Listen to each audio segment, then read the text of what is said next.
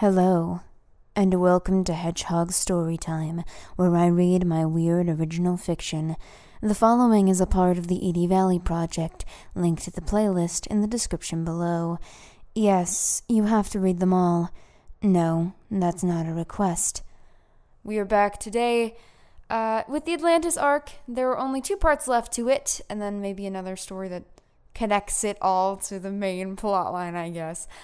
So you'll very, very quickly see how this all connects, and there are other elements to this story that won't become relevant for a while, but they will. I guarantee you this is not filler, this is actually important, as much as it may not seem so. So without further ado, here is Rabbit Heart Part 3. Gilvaden, the All-Knowing, had been sulking for the past 24 hours. Clearly, he wasn't happy about this whole being dragged along to kill the ultimate evil thing, but Morna didn't really care. It was his own damn fault for trying to kill her. As quickly as travel by foot would allow, they made their way across the unburdened plains towards the northwest. Morna attempted to make conversation as they walked, though she wasn't very successful at first. "So, who are you?" she asked. I mean, I know that's a highly loaded question, but considering that we'll be fighting and maybe dying together sometime in the next week and a half, it seems like something I should know. "We will definitely be dying," he grumbled. "So what's the point?" "Well," she pushed, her eyes narrowing, "would you rather die with a stranger or with a friend? And besides, I'm the prophesized hero, remember? So odds are we won't die." He shook his head wearily. "Just because you're destined to destroy this evil doesn't mean you won't die in the process. And you're just a lovely little cloud of sunshine, aren't you?" Blinking, he paused. "I have no idea what you're talking about. I consider myself a person of the utmost pessimism." "I was being sarcastic." "Ah, yes, of course," he muttered, and for a while they continued on in silence.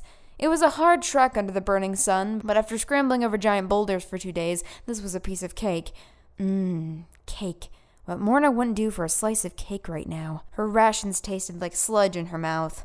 Before too terribly long, the sun began to dip towards the horizon, and the 2 made camp. As they sat on the hard ground, a crackling fire in between them, Gilvaden sighed in the silence. "So what about you, then?" he asked, "since you seem so eager to become friends." "Well," she began, "I'm the youngest princess of Atlantis, and I have 2 older sisters. I had a brother as well, but he... well..." Gilvaden nodded solemnly. "I see. A shame." "Aye. He died when I was about 8, and he was 15. It's hard to lose someone so young." "You sound like you know something about it." He shrugged. "I may have had experience." Morna was really gonna have to coax this one out, wasn't she? "Who was it?"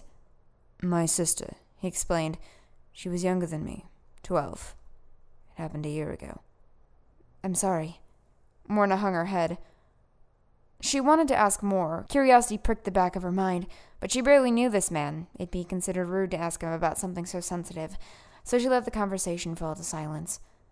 After a moment, Gilvaden shook himself. "Thank you," he mumbled. Before long, Morna's eyes began to droop, and she made to go to sleep. Gilvaden, however, hadn't moved from his spot. "I'll take first watch." He then shook his head as Morna looked confused. "It's dangerous out here in the wilds. Not all our enemies will cower from a simple fire." Morna shivered at that.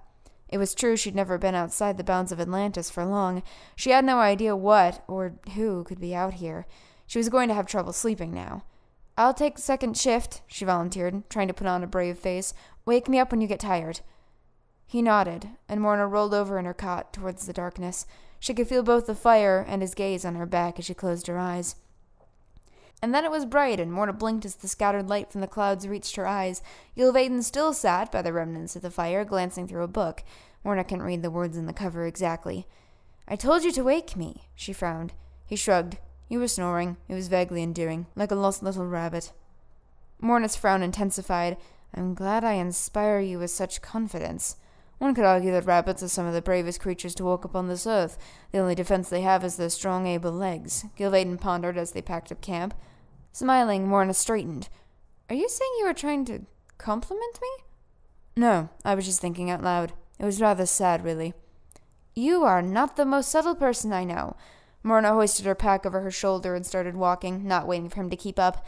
A second later, he was suddenly in front of her. "I wasn't trying to be." Speaking of which, you know magic. Why are we walking?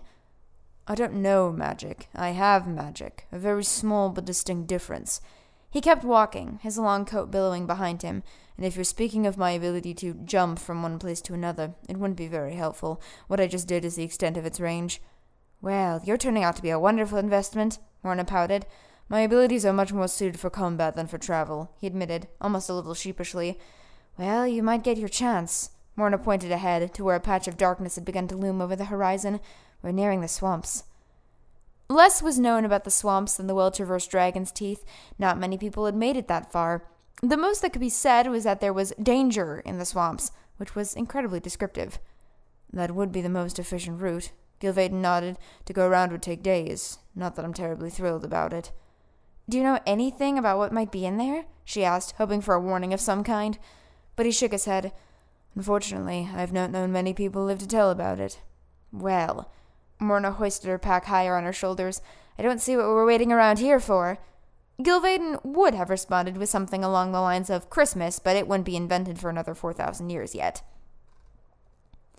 The sky seemed to darken by several shades as they found themselves between the thick, drooping leaves on the trees. At first the ground merely squelched unpleasantly beneath their feet, but before long they were wading through ankle-deep mud. Though so far they hadn't run into anything dangerous, besides a few mosquitoes. But just as she began to relax, Morna suddenly looked down to realize that she had almost put her foot down into a pool of inky black something. Gilvaden grabbed her arm and pulled her back as the liquid-like, gaseous material reached up to grab the offending foot. What is that? She asked. Corruption. Gilvaden shook his head. The evil is spreading faster than I had supposed. Morna paused. How do you know so much about this? I'm a warlock, he said, a little too quickly. We're supposed to know these things. Narrowing her eyes, Morna made to open her mouth and call him out on the lie, but she thought better of it. So what? If I touch it, it'll corrupt me? Yes. I don't know what that means. It's better that you don't. Gilvaden shivered. Just attempt to avoid it. But as they continued onwards, they found more and more of the strange corruption, and it became difficult to avoid. They had to continuously look down at their feet to step around them. After a few hours of this, Morna was quickly becoming annoyed. She was tired, sore, and soaked to the bone, not only from the muddy ground, but from the very air itself, and Gilvaden being damnably cryptic was certainly not helping. All right, she said. You're not telling me something. He didn't miss a beat. I have no clue what you could possibly be referring to. Obviously you know something of this evil. The floodgates finally burst. You have more information about this corruption than a simple excuse like I am a warlock can cover for. You've been vaguely cryptic about your past, and need I remind you that you tried to kill me before I could even confront this evil? Mere coincidence, he said. Bullshit! So what if it is? He glared at her. I'm not going to bother now that we're just going to die anyway. Morna wanted to scream at him, and her voice grew louder and louder. The information you have might prevent us from doing so. You may have a death wish, but I certainly don't. It doesn't matter. It does! Fine, have it your way, he spat. I've never told anyone what happened to Viola, and if I do, then that'll make it But he didn't have a chance to finish, because he hadn't been watching where he was stepping, and nearly fell out of sight as the corruption twisted around his legs and began to pull him in. Oh, bother. He grunted as his legs began to sizzle. Morna panicked, trying to find a branch or something to reach him. Is that all you have to say? Yes, he said, before conjuring a rather small ball of light and waving it around the corruption, which shrieked and crept backwards, but not enough to stop it. I knew I should have put more effort into light, he muttered. Blast. Well, I guess I'll die now.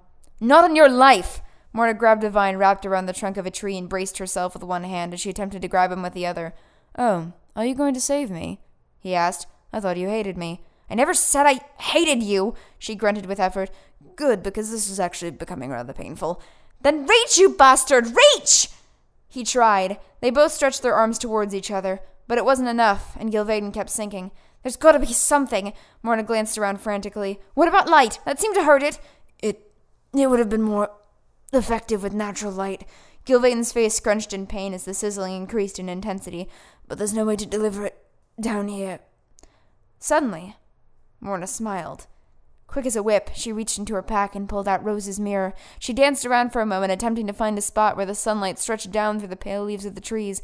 Then, finally, the gilded surface of the mirror caught the light, and she angled it down towards the corruption, which was now up to Gilvaden's chest. The substance shrieked, squealed, then finally began to shrink away.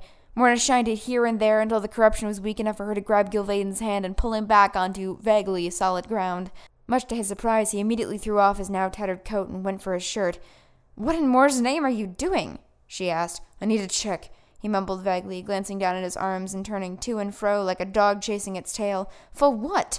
"The corruption, obviously. It can spread, do terrible things. He paused then, and looked over at her as if he just realized she was there. "You saved my life. You didn't have to do that." She shrugged. "I sort of did. I am the one who dragged you into this after all." "Believe me, you didn't," he added gravely. "But in the end, you were right. If you want a shot at surviving this thing, you're going to need my full cooperation." Morna smiled. "Then let's get out of this disgusting swamp first, and then you can tell me the whole story."